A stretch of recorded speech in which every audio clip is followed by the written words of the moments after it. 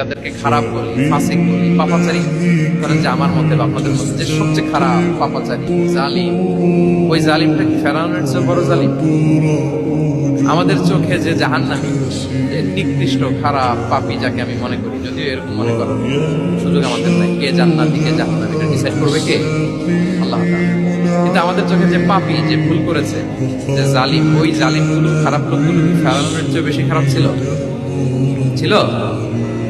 ওই ফেরাউনের ক্ষেত্রে আল্লাহ বলেছেন ফাকুল আল্লাহু কাওলান লাইয়িনা, সফট ল্যাঙ্গুয়েজ ইউজ করো, কোমল ভাষা ব্যবহার করো, হয়তো তার ভুল ভেঙে যাবে, হয়তো সে উপদেশ গ্রহণ করবে। তাহলে দেখেন কত বড় ভুল আমরা করি।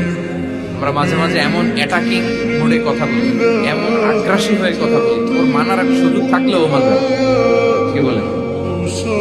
যাও মানার একটু ইচ্ছা ছিল, আমার এই অ্যাটিটিউডের কারণে সে আর এটা শুনবে না। এটাই মানুষের স্বভাব। আপনি আগ্রাসী হয়ে অ্যাটাকিং হয়ে কথা বলে মানুষ এটা শুনে।